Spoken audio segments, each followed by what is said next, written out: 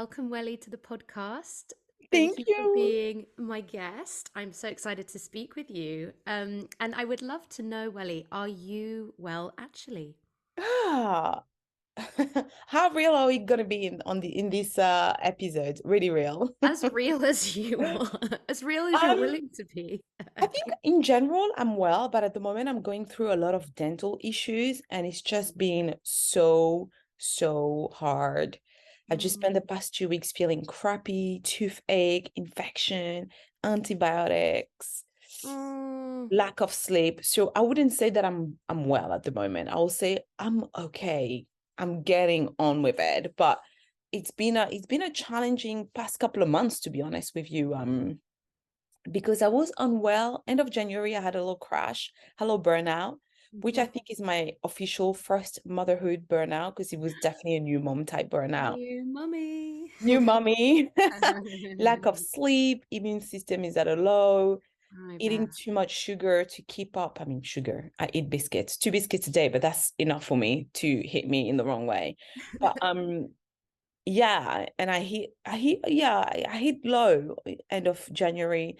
Then I recovered, I felt better, and then these two things came, and I just feel like my body is very much like, wow, this new life is intense. What is happening? Mhm. And I'm like, hang on tight, we will do this. We will go through it. Yeah, Um, but yeah, so that's what I'm going through health-wise. But still with that, in my spirit, I feel well. I feel good great. because I'm happy. Yeah. So that's important, right? Of course, of course. I was going to ask you because obviously you're a nutritionist. You coach people in that. How do you, when you hit these like bumps in the road, what are your kind of go-to things to sort of balance out? Say, like, antibiotics can wreak havoc with your body, with your Yeah. gut. Like, what Yeah. kind of things do you put in place to balance out? I think if I wasn't a mom, while I'm having the burnout or on my way to the burnout, I would see what's happening. But this is such a first time experience, and there are certain things that are so out of control for me, the sleep side of things, that this time round, I've just let things happen. And it's when I was on the floor, tired, that I was like, okay, enough now. Let's Mhm. pick ourselves back up. What can I do? I can always control something. And in this instance, in January, it was very much like, getting offline for 2 weeks just to regulate my nervous system, Mhm. cutting down on screens, cutting down on anything that was stimulating me. Because even when I was tired and I could sleep, I couldn't sleep. I was so wired. It's like Right. I need to relearn how to sleep again, calm my nervous system. Um, so these are sort of some of the things I did for myself that really helped me. No working at night, right? Because at some point I was working at night. When she goes to bed, I'll work till 8 to 11 p.m. But of Mm. course, that's like stimulating me before bed. Like I was in my dreams, I was thinking about work. Uh, and then in terms of food, I think with a lack of sleep, when we don't sleep, basically, what happens is that our body needs something to keep us awake, and it needs stimulants. And that will be sugar, that will be alcohol, that'll be whatever fizzy drinks you need. And for me, it's been a lot of high sugar fruits and a lot of biscuits, right? Every day I'll go 3, 4 biscuits. And I'm like, I'm not even a biscuit person anymore. I don't eat sugar, but I needed it. Even though I knew my body needed it. There was nothing I could do about it. So with that, I tried to really rebalance my meals and really hit the healthy fats in the morning, going back to almost like salmon and healthy fish and sardines in the morning. All these kind of things to make sure my calories are coming from fat and Mm. I'm waking up before I even hit the sugar, and I'll add like some matcha and things like that. It takes work, it takes time, but at least I'm grateful I have all the knowledge to do it, to go back to the basics and be like, okay, cool, you know this, you can do it. Mhm. It takes energy, but you can do it. Yeah. That's great. And could you tell us, because I know obviously you began your first career was as a dancer.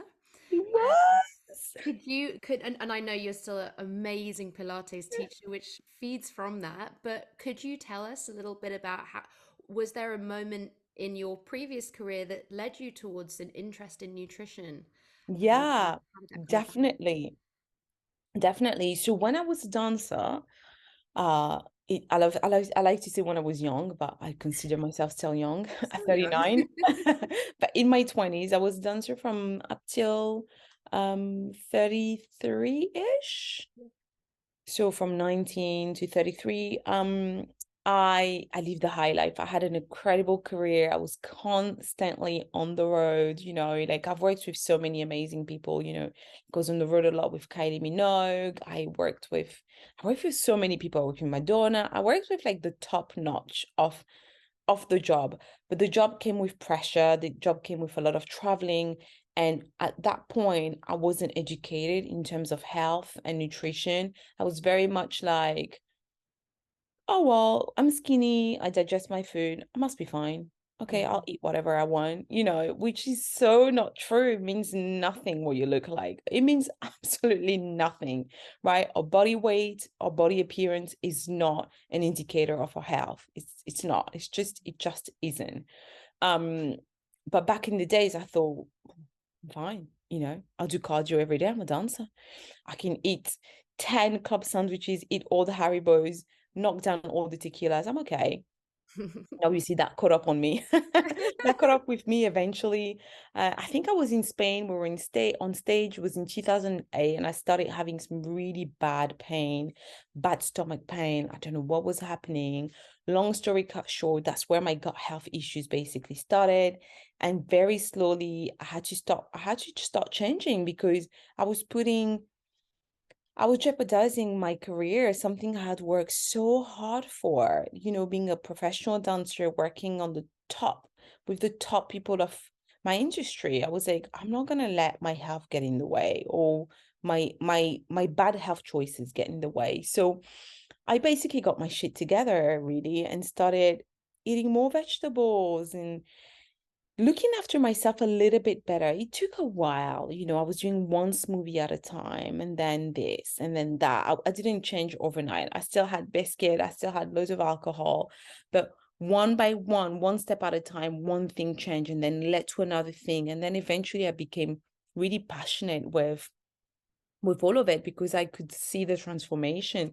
I was becoming healthier, like my headaches, things that I didn't even know were linked to my choices, to my nutrition choices, headaches, mood, acne. My skin was horrendous, horrid, Mm. like all sorts of Can't things, imagine that looking at you constipation, glowing like now. awful. And I was like, oh, this whole thing is magical. Let me look into it. Then I fell in love with it. Then I was like, I really want to study nutrition because it's changed my health, it's changed my life. And then slowly I went into that. I also trained in Pilates, same because when I was on tour in 2007, this is a funny story. I was in 2007, I was on tour with Take That. And one of the shows, I got injured. I can't remember what happened, but I could not do the show. And I had a solo in the show. I had this whole solo thing. I couldn't be replaced. And the tour manager was like, you need to do this thing called Pilates. It's going to strengthen your muscles, like, so you're not always injured, etc. I was like, what the hell is that? Mm. And she basically introduced me to Pilates, and I started doing Pilates in London. I fell in love with it and I trained in it. So that was back in 2007. So definitely my career now, it's a continuation. Everything flowed in naturally. Um, and it all came with surprise because initially I was going to go towards acting or TV presenting. I wasn't going to do health at all. I had no idea about this thing. I always thought, and sometimes I still think I belong to the front of the camera, if that makes sense. Like I'm a Yeah. performer at heart, I'm an entertainer. I'm here to perform. I'm here to make the jokes, to dance. I love making people feel good.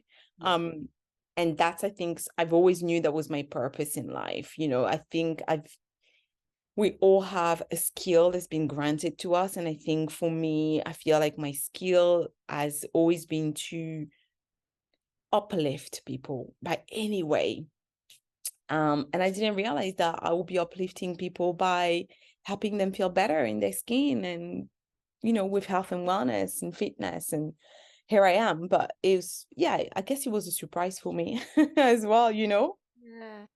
So that's, I mean, I think that's, it's so lovely, isn't it, when you've healed yourself or you've worked out how to heal yourself first, then you can help other people do the same. Yeah, I just want to go in a bit more on the point you said about, because you described yourself as skinny, as slim, and yeah, do you think that nowadays even people fall into the trap of assuming someone's health just by looking at their body? Do you see? 100%, Yeah. 100%, 100% all the time. All the time. As a nutritionist, out there, if I go on social media and put, all right, guys, 10 tips to lose weight, people will freak out. People will cancel me. People will say, why you feeling the weight loss industry, etc., etc. The reality is I get emails all the time about losing weight. And that's the Mm, truth, right? mm, What goes on social media, what everybody puts out there is not what's happening behind closed door. There's still a lot of women obsessed with their body weight, rightly, wrongly, I don't know. I'm not judging. Who am I to judge? I come from an industry as an ex-model and dancer where we were obsessed with our looks. I still am, and that's the reality of it. I still am. I still look at myself in the mirror and I still judge myself. mhm, That's like, I'm not going to sit here and lie to you and say, oh my God, I'm body positive. Yes, I'm body positive. I'm also body aware, right? mhm, I also come with a baggage. I also come with a history. So it's that whole thing that we don't respect anymore online, the nuance that we are allowed to feel how we feel, but let's allow everybody the space to express themselves, to see how they feel, to guide them towards having a better relationship with themselves. A better relationship with yourself doesn't mean you can't look at yourself in the mirror and say, "Do you know what? I want to look better. I want to look different." It's okay. mhm, And from there, we as coaches can guide you, or doctors or health practitioners, and say, "Do you know what? We're pushing towards the unhealthy side here. Based on this and that, you're super healthy, you're good. Maybe you need therapy now, right?" But a lot of people are still judging themselves and others based on what they look like. Someone might look at me at the moment and think, as a fact, I shared a video, my last class I shared on YouTube, someone commented, um, "Oh my God, Welly, what a snap back. Like, good on you." I'm thinking right now, and I'm being just flat honest, I feel so thin. I'm mm, like, ugh, because I'm breastfeeding, I happen to have that. These are my genetics. I happen to have a fast metabolism. I happen to just been having, as I told you before we starting the call, I've had 2 weeks of dental pain. I could barely eat and chew. So it's been a lot of soup. I was hungry for 4 days. I was dying to eat. But that for me, 4 days of not eating well, breastfeeding, exhaustion, lack of sleep, I'll lose 3 kilos. mhm, I hate it. I mm. don't want to see myself this skinny. In my culture where I'm from, it's not cute. you know, Yeah. right? I don't want to see myself like this, but for a lot of people, they look at me, they're like, oh my God, she looks amazing. Oh, she just had a baby. Look at her. Oh, I want to look like that. And I'm like, no, you don't. You don't know how I feel inside. I feel exhausted. I feel like I could do with more strength. You know what I mean? And it's a shame, but the reality is that we all do. And I know I do as well. Mhm. Maybe in another direction, but I've seen people, I know I've seen people, and I've caught myself seeing people in the street and thinking, she's a bit thin, you Mm, know, maybe mhm, because I'm on that side and I'm like, that's too much, babe. mm, We all do it. Everybody does it. Unconsciously, consciously, and consciously, we have that. And if you don't do it, good on you, teach us. But I think a lot of us still judge. And for some people that are constantly, not constantly, currently obsessed with their own body weight, it can become unhealthy and they see it everywhere with everybody, right? mm, But again, it's not a straight, this is good or this is bad mm, conversation. It's totally. nuanced, we're nuanced humans, aren't we? And yeah, and so if someone does come to you and they say, I want to lose weight, and that's their first request, and maybe they're, probably not like presenting as an overweight person, Yeah. would you kind of work on their mindset a bit more and look at other areas of their I lifestyle? actually don't work with weight loss. Yeah. So you just get emailed about it, but you actually don't do it. No, I don't work with weight loss. I tell you why, because one, that's not something I specialize in or wanted to specialize in. Hmm. Not that I can't do it. I've done it a few times. It's not something that excites me because it's complex. There's a complexity with it. Especially having worked with a couple of people that wanted to lose weight and didn't need to as such. Yeah. It was more the habit, it was more that mindset, and that's what we did. Um, it's not my favorite things to work on. So I tend to, when I get requests, I know practitioner who specialize in weight loss, I direct them to that. I Right. like to stay in my lane. I like to stay doing things I'm good at, things I'm passionate about, things I'm excited about. Weight loss is definitely not one of them. Um, and again, yeah, in the past, I remember thinking, I'm going to give it a try and do it and doing it fine, but it's complex. At the Hmm. end of the day, what I noticed and realized was that the end results didn't necessarily depend on the nutrition. There was just so much about it, and how your client could become dependent on you. If it wasn't a healthy approach, your responsibility as a nutritional therapist, as a coach, your detachment from that, it becomes so much sometimes that I was like, this is not something I want to go into. Totally. So, if you say weight loss is not your area of your area of interest, Yeah. what is the thing you get really lit up about when you're helping clients? I would definitely say gut health. Gut health really, really, it changed my life, mine personally, and my health. And I've learned so much about it by working on my own gut health that I'm passionate about it. And that's why I always want to talk about it. Like on my podcast, I always talk about gut health. Ooh. And yeah, I've learned so much about it that I like working with clients that have gut health because I can relate, to a lot of the things they're going through. I can support better. And I always feel like as a practitioner, when I bring my own experience to the table, it's a bit more relatable with my client, if that makes sense. Absolutely. But gut health is definitely, yeah, I love talking about it. And mindset, I work a lot on mindset and health in general when I work with one-on-one clients, not just on nutrition. When they come and work with me for 3 to 6 months on their overall health, we look at their boundaries, we look at much more their mindset. I love that side of things as well. But when we're doing pure nutrition, gut health is, Mm. yeah. And what if someone is experiencing, I mean, I know it's a big topic, but if someone is experiencing poor gut health, what does that show up as usually? God, this is the thing, right? It can be anything. You could just have a bad skin, feeling tired, being bloated, putting on weight easily, Mm. and it's your gut playing. And just like you could just have loads of acid reflux, constipation, diarrhea, more obvious digestive symptoms, right? Because with gut health, the symptoms can also be non-digestive, Mm. Can affect right? mental health, right? 100% depression, low mood, so much joint pain. I get loads of joint pain. I get loads of clients that have joint pain, and they're like, oh, I'm super bloated and I have this. And then they're like, oh my God, by the way, I've started the protocol, the advice you gave me. Babe, I have no more joint pain, or I feel so much energized. Oh my God, I've lost 2 kilos in the way. I'm like, bingo, there you go. Like, there's just so much Yeah. that gut health impacts, so much. Yeah, totally. I mean, I know that I have made in the last even just 6 months a really concerted effort to stop having sugar or just to Yeah. really minimize it. Not Yeah. because of like my weight or anything, but I've noticed such an uptick in my mental health. Yeah. Because I'm a bit, I'd say I err on the side of getting a bit blue. Like I probably get more Yeah. on the depressed side of things. And Yeah. I have noticed such a change in that. Yeah. It's actually Wow. quite staggering.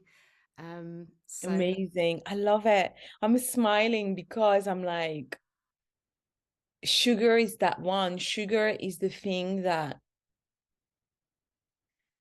I wish we had more support to fight sugar, whether it's from the government, from the NHS here in the UK. But sugar is what is impacting our health the most, you know?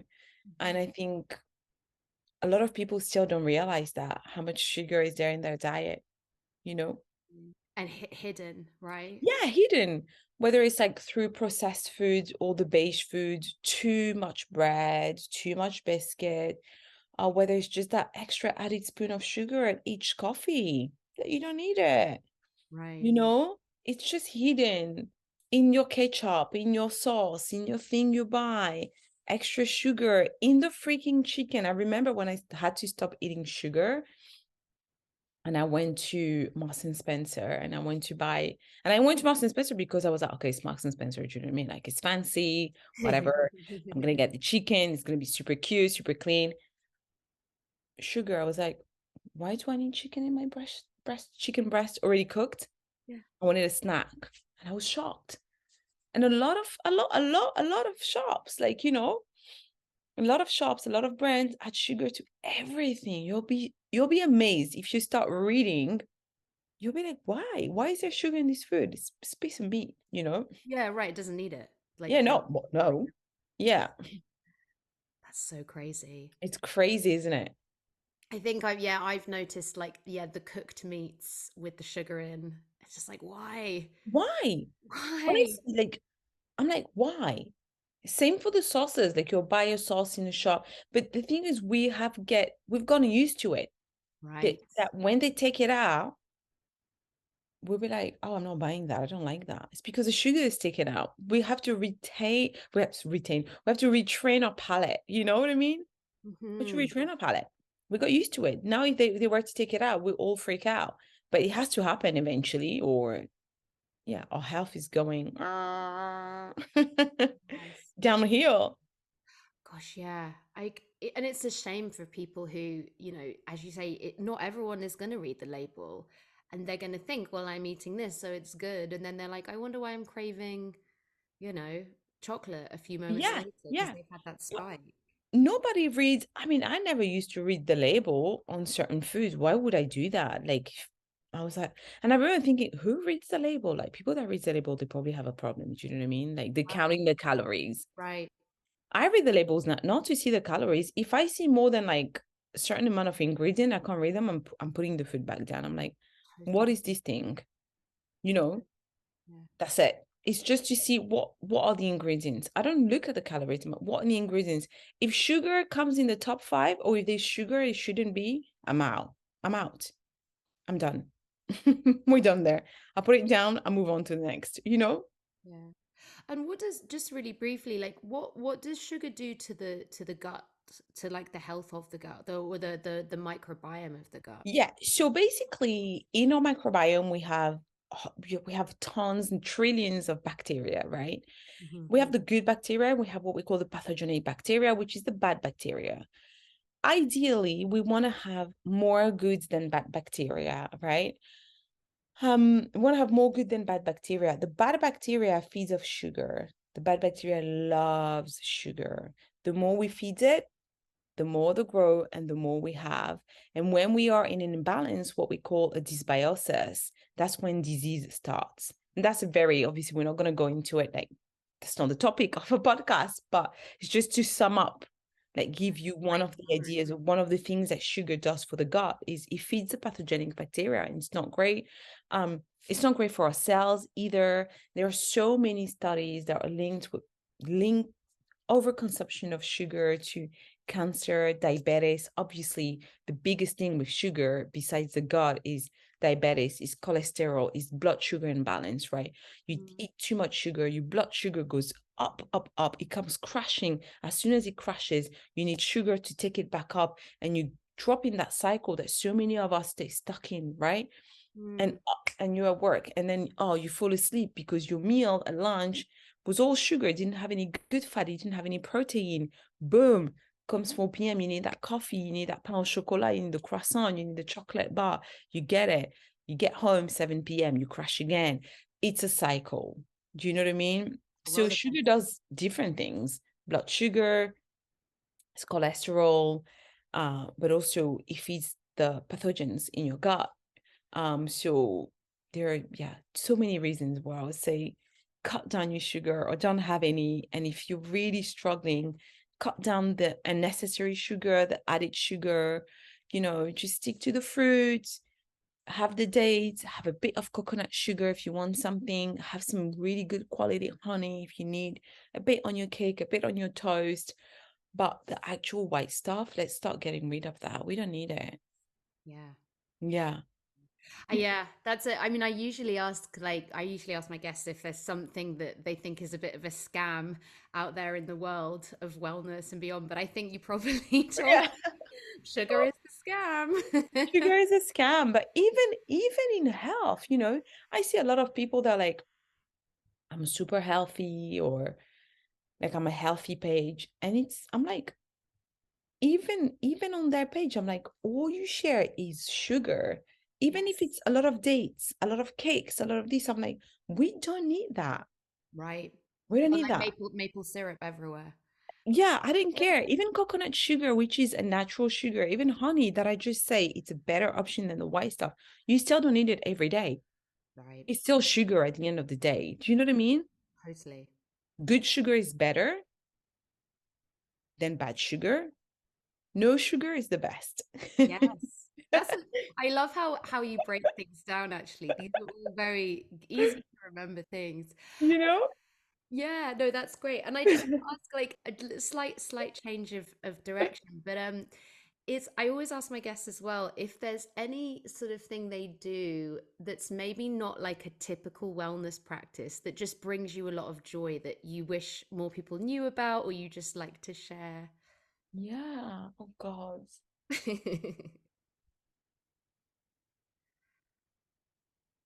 Oh God. Do you know what? I think, and I'm gonna be one of those guests that they get asked a question and they have to answer another question to lead to the question. Yeah. I'm sorry, but No, go ahead. I think for me, being a new mom is so new. Everything is so new that I'm relearning on things that make me happy that I'm still doing. I don't have the time to do anything for myself. So now I have to think that question. I have to think, what used to make me really happy? That is not necessarily wellness related, but that made me feel good in body and mind. And I would say dance. I would say read. I would say laugh. I Mm, would say host a dinner party with my friends. Um, Things that really make me feel well. The part of my self-care mm, routine, these things were, right? Dancing, like my friends, like all these things. I think dancing and reading, especially, I mm. don't do any of these at the moment. I ain't got time. Yeah, no, fair enough. Yeah. Right? But I should, because she's 6 months now, she's growing, and I really should bring these things back in. But right now, I do have to be completely honest and as a coach and say, I'm not doing anything yet for me that's making me happy. And I'm just, for now, it's very much, and I think any new mom might relate to this, it's very much like try to do the minimum, the basic, Absolutely. to cruise, to stay, you know what I mean? To survive this period, to make it through. And for me, that's already like eat well, try to sleep if you can, stay away from the sugar. Hmm. If I can do this for the first year of motherhood, because it's not forever, they grow already 6 months in, she's growing, do you know what I mean? Like she's having her naps. I can have, I brought my infra. Oh, actually, I took my infrared sauna back out a couple of days ago because I started an antibiotic course, which obviously I'm hating, but it's really helping me. So I'm, in a way, I was like, actually, I'm really grateful for your antibiotic. I'm sorry, I hate you so much, but but I'm really grateful because I know you're getting rid of this infection. Yeah. And that really makes me feel good because it Mm. really supports my detoxification pathway. I'm sweating. I have half an hour in the sauna. I'm on my own. It's a portable sauna. Yeah. Um, So that's something I've been doing recently. But other than that, I'm just trying to do the basic to keep my body healthy enough to feed her, to let her grow. So then when she start nursery in a few months, I'm back on. I can go to a dance class, I can read a book, I can do things for myself. Yeah. Oh, that's great advice, and it's going to be really great for any new mums listening as well who might be feeling that, that's Yeah. how Yeah. long is it going to, am I going to feel like this forever? And as you say, nothing is forever. So, No, no, it's not. It can be hard, because sometimes I'm like, oh my God, I just need a minute. And then I'm like, wow, 6 months have just gone. It's gone so fast. It was mhm. intense. There was some challenging moments, but there were so many fun moments, you know? And you're like, it's 6 months gone. That's it.